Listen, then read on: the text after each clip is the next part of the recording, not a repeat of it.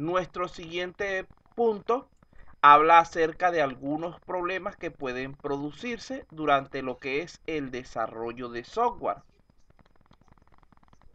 En primer lugar, vamos a comenzar definiendo qué es el desarrollo de software. Me quedé por Ramos Salas. ¿Tendrá audio?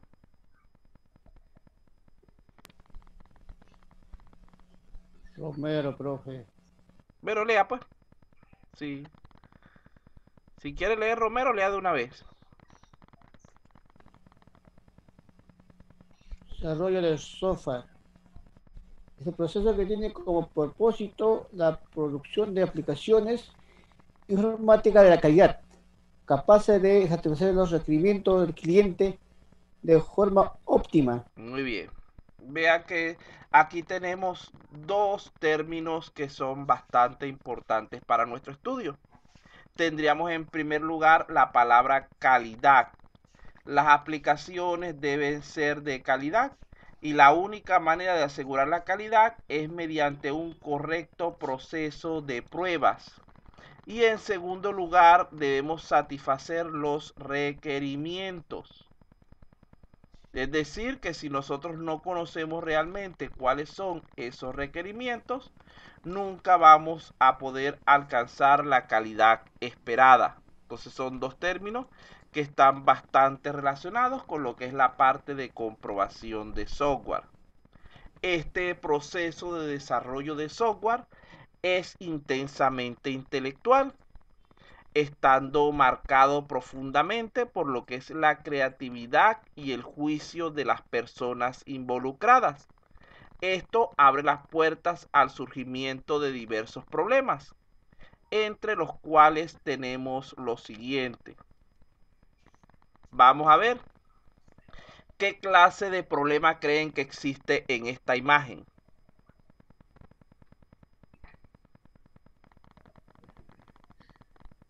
Ingeniero, es cuando, bueno, el cliente interpreta una forma distinta y el programador también. Bueno, en el primer gráfico se ve que, bueno, los clientes, los usuarios ven a un programador como un extraterrestre.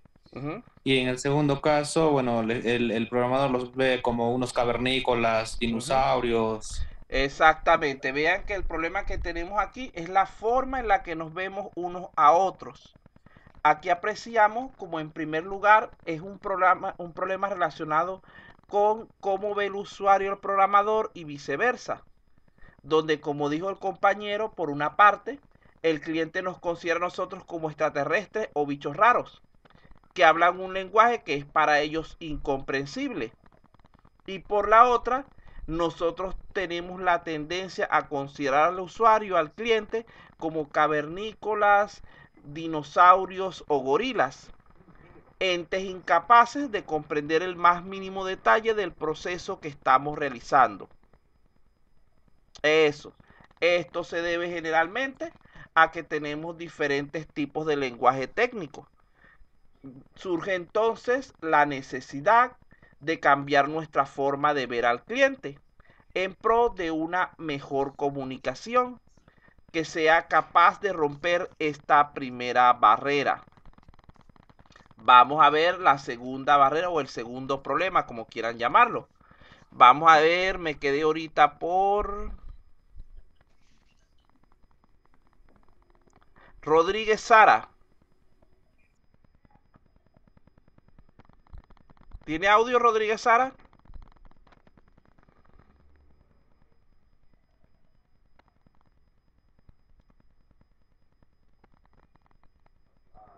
Bueno, no tiene audio. Rojas Cisneros.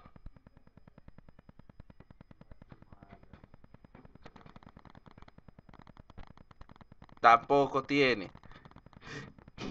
Román Gamarra. Por lo menos contesten, porque si no contestan, asumo que no es que no tienen audio, sino que no están. Sí, profesor. Buenas, Román Gamarra.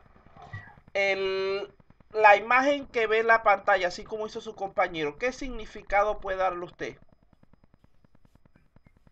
Es que en diferentes momentos cada persona describe el proyecto como quiere, o sea, como le gustaría, pero Exactamente. no todos coinciden al final. Exactamente. Tenemos diferentes perspectivas para describir el proyecto. Vean que aquí tenemos, resumiendo, porque ese cuadro era más grande, tenemos 10 perspectivas diferentes para la misma situación. Cada uno de nosotros tiene una forma diferente de ver las cosas, de enfocar el problema, basada en sus experiencias y conocimientos particulares, siendo necesario entonces unificar criterios para alcanzar resultados óptimos, recordando que cada uno de nosotros es capaz de aportar elementos enriquecedores a este proceso. Muy bien, gracias. Veo que están bastante.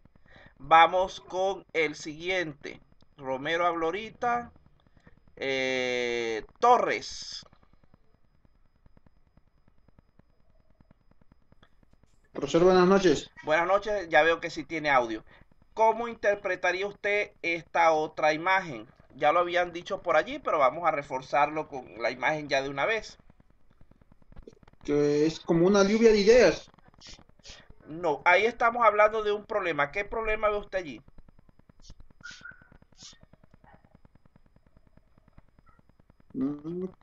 Que cada uno de ellos está viendo diferentes formas y no se Vamos a ponen de imaginarnos acuerdo. lo siguiente para que se imagine mejor el problema. Imaginemos que usted está en una fiesta, en una discoteca, y ve una chica muy bonita y se le acerca a hablar, pero resulta ser que la chica solamente habla ruso y usted no habla ruso. ¿Eso sería un problema? Claro, que no hay comunicación, no se Eso, entienden. eso. Entonces, vea lo siguiente. En este caso, estamos hablando de un problema definido porque no usan el mismo lenguaje. Mientras que el cliente piensa en forma natural o basado en su lenguaje técnico del negocio, que es más abstracto, más general, en términos de lo que puede ver y oír. Esto implica una visión del mundo basado en la información. El desarrollador piensa en forma más compleja, teniendo un lenguaje técnico diferente, con una visión del mundo basada en lo que son datos y procesos, sin darse cuenta muchas veces de que la suma de estos elementos es la que permitirá la creación de soluciones exitosas. Entonces, ve, aquí el problema está en que no hablamos el mismo lenguaje, específicamente el mismo lenguaje técnico. Ahorita no me recuerdo bien la palabra, pero sarcopenia. Para ver cómo fue que una vez para que ayudaran con una tesis, entonces decía la influencia de la sarcopenia en pacientes no sé qué de la clínica bariátrica. Yo, bueno, está bien, yo los voy a ayudar, pero con una condición. Primero me dicen que es sarcopenia, que es bariátrico y que, y que es la otra palabra porque me dejaron a medias en lo que me dijeron. Entonces, como pueden ver, son diferentes lenguajes. Sobre todo a nosotros nos cuesta a veces mucho cuando es la parte técnica, la parte de derecho. También tiene muchas palabras raras porque ellos usan mucho el latín. Entonces nosotros como desarrolladores del sistema, somos los que estamos en la obligación de buscar una manera de entender a ese cliente. Así como al principio debíamos bajarnos un poco de nivel para darnos a entender, debemos subir un poco para entender ese lenguaje técnico propio de cada una de las situaciones.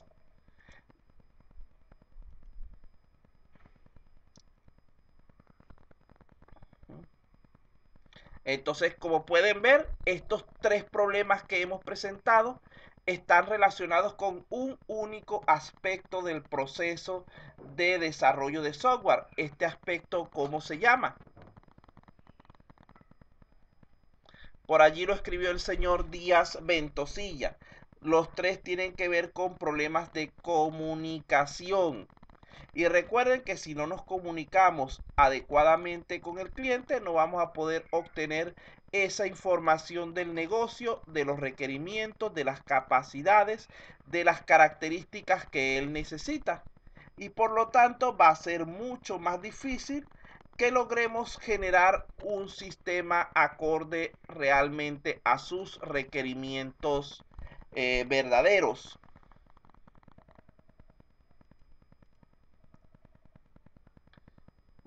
Vamos a ver aquí. Ajá. Ah, bueno, aquí estaba la pregunta que acabo de hacer. No me di cuenta que la tenía, no me recordaba que la tenía por allí. Ya como lo dijimos, los problemas que acabamos de explicar tienen que ver con la opción 2, mala comunicación. Se me pasó que la tenía. Ajá. Ahora vamos a ver aquí. Segunda pregunta. Si no realizamos el proceso de prueba, ¿esto qué implica? Reducimos un costo y tiempo en el desarrollo. Los costos y los tiempos no se afectan. Aumentan los costos y el tiempo. ¿Qué ustedes creen? Aumento de costos y tiempo. Claro, porque lo poco que nos vamos a ahorrar por no hacer ciertas pruebas, los vamos a incrementar por los errores que vamos a tener en el sistema. Como dice el dicho, es más barato prevenir que lamentar. Si tú te atiendes una enfermedad cuando está empezando, la detectas a tiempo, es muy probable que te cures con muy poco tratamiento, muy pocas medicinas, etcétera. Pero si ya la detectas cuando estás en estado terminal, lo más probable es que te vas a tener que someter a una operación, vas a tener que sufrir bastante, pagar bastante para medicinas, para médicos, etcétera. Lo mismo pasa con el desarrollo de software. La costumbre hace unos años era, hace una década prácticamente, era que las pruebas se realizaban al final del proceso de desarrollo. Imagínense que en ese punto consiguiéramos 1000 errores. Y entonces cuando empezáramos a corregir, generalmente un error afecta a otra parte y terminamos con un desastre tremendo. La tendencia actual es que cada vez que vayamos desarrollando un elemento lo vayamos probando. Y luego cuando tengamos un conjunto de elementos listos, los probemos de manera integral, es decir, cómo se comportan unos con otros. Y así ir avanzando en el proceso de pruebas hasta que al final tengamos todos los, digamos que todos los elementos lo suficientemente probados para garantizar que al menos en lo posible no se va a presentar algún detalle posteriormente. Vamos a ver si hay otra.